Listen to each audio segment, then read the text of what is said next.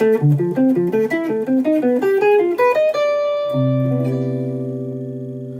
everybody, my name is Larsen.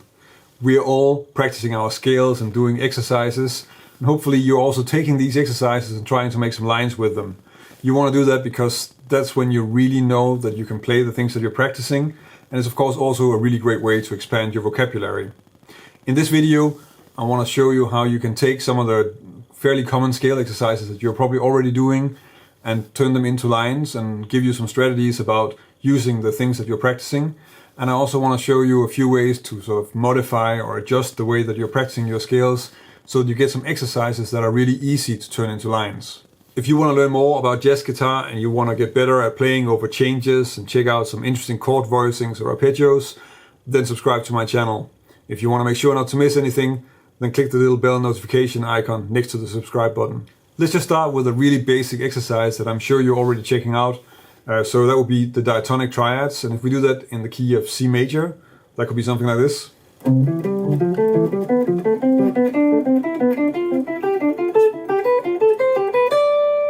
And a lick you could make with this could be something like this.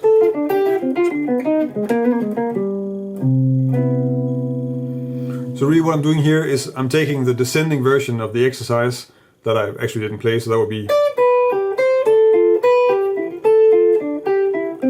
And then I'm using that on the D minor chord in the 2-5-1. So we have this, and then I'm just really starting quite easily on the D minor triad. So, and then just going down the scale. And then here on the G7, I turned into a G7 altered line. And then result to the G. And the idea here is, of course, that we're using triads that are connected to the chords. So what I'm doing here is I'm taking on the D minor chord, I start with the D minor triad and then just move down from D minor, C major, down to B half diminished, and then I turn that into the G7 altered line. Another common variation on this triad exercise is to not play the triads, so the diatonic triads, in the same direction. So instead of playing the notes like 1, 3, 5, you can sort of change the order and make it into some other pattern. And one pattern could be 3, 1, 5, and if I play that through the scale, it sounds like this.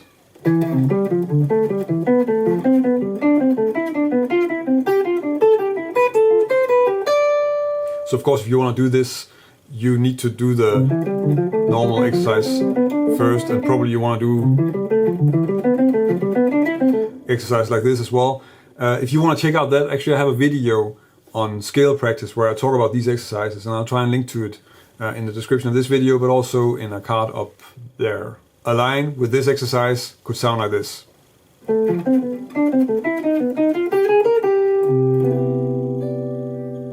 Also again, just triads next to each other because that's what the scale exercise is. And they are related to the D minor, of course, because they're on the D minor chord. So the top part of the D minor is of course an F major triad.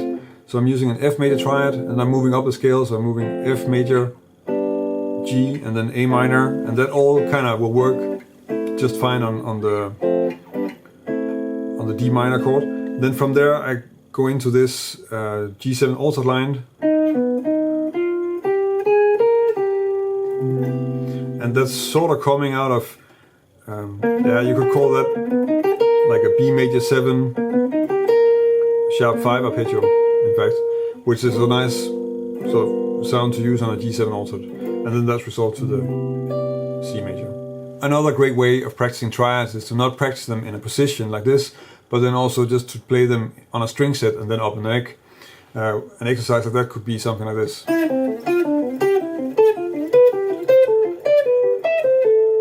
And if you want to turn that into a 2-5-1 lick, then that could be something like this.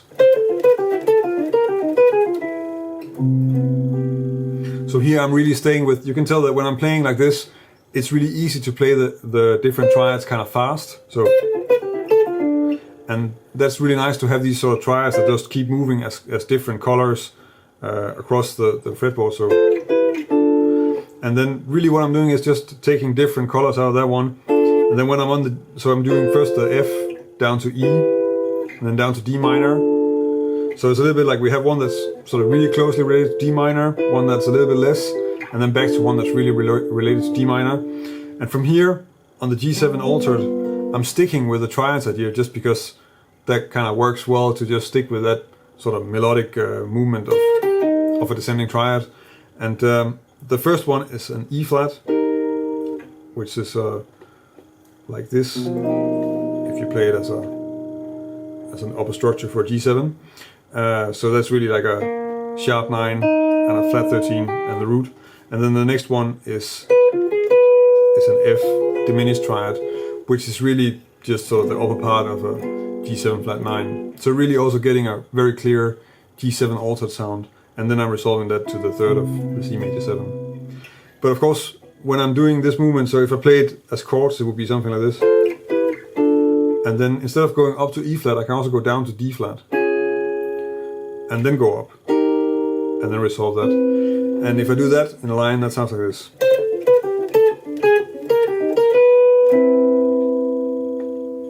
So with these scale exercises, we kind of can make only one type of movement, and we always get stuck in the fact that the structures that we're playing are moving in stepwise within the scale, and that means that the D minor might be really related, but the E minor is a little bit less, and then the F major is again, and G will gonna be a little bit less, and then A minor works a little bit better again. We might want to try and change the scale exercise a little bit, and then try and make some exercises that are a little bit easier to turn into licks. And one way you can do that is just to start working with third intervals within the scale.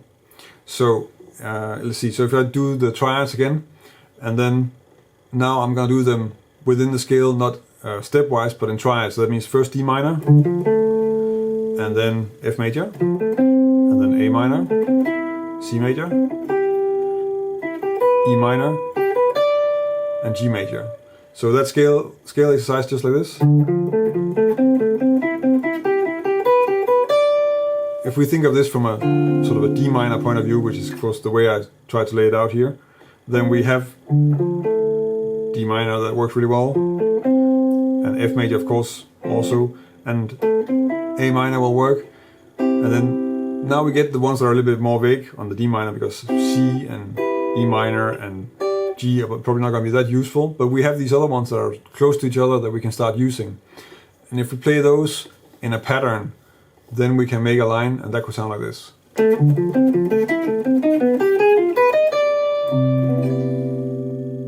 So this line is using the same idea, so we're first playing a D minor pattern, but the pattern I'm using is like 5, 1, 3, and then F, 5, 1, 3, A minor, 5, 1, 3, and then we get on the G7. It's just the first, also 3, 1, 5, so again a pattern of a B augmented triad, and then an F half diminished arpeggio, and then that's resolved to C major. Until now I've been mostly focusing on the triads, and of course triads are important and they're a very strong melodic tool, but you can also use other things. If we try the same idea, so maybe using the third distance and then play shell voicings, then that could be an exercise like this.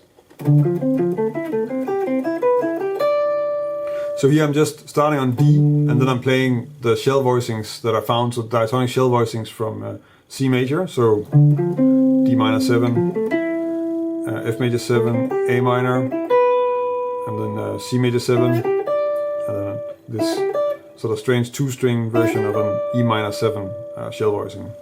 If I turn that into a line, then that could be something like this.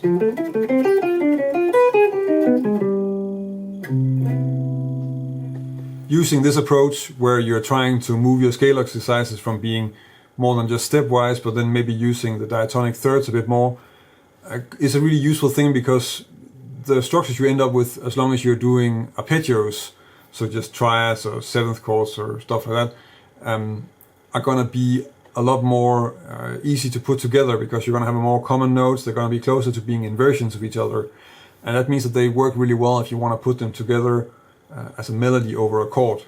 So that would be useful to check out. And as you can tell also with another thing that's quite useful to check out is also that if you look at the shell voicings, then I'm moving around in positions. I'm not staying in the same place on the neck, and the same goes for this type of exercise. So in that way it's opening up the neck a lot more, and that's a really useful thing to also try to incorporate, both into how you practice, but also how you try and put that to use and really take advantage of the fact that you're practicing like that, because it does open up certain things, and there are just a lot of things that are easy to play. So the cascading triads that I'm playing like are really hard to play if you play them in position, so that's kind of why you want to check them out on a string set like this. If you want to try, so for the major scales, I think you want to stay mostly with stepwise and also using the third motion.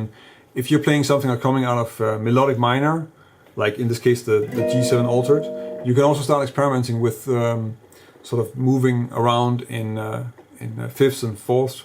So that could be something like this, where I'm using first like an F half diminished, and then a B major 7 sharp 5, and then I'm actually kind of just using the F again. But the idea is here, you can actually get away with just moving like that, so from the F to the B, and that will work really often also. So here I'm using E flat, so E flat 7 arpeggio, B flat minor arpeggio, and then resolving that. And that will also work actually as a G7 altered lick. We can also try to apply this to other types of scales like pentatonic scales, or use it with chordal harmony, or maybe try to add some other rhythms like the triplet rhythm that I did a lesson on a few weeks ago. So if that's something you're interested in and want me to do a lesson on, then leave a comment on this video, and then maybe I can get to that later. If you want to learn more about jazz guitar and this is the first time you see one of my videos, then subscribe to my channel. I publish a new video every Monday and Thursday, and I've been doing this for quite some time, so there's really a lot of material already available on my channel. If you want to help me keep making these videos, then check out my Patreon page. I'm very grateful for the support that I'm getting from my patrons, and it's really that makes it possible for me to keep on going and making these videos every week. So if you're interested in helping me making videos, check out my Patreon page, and if you're supporting me on Patreon, I can also give you something in return for your support. That's about it for this week. Thank you for watching, and until next week.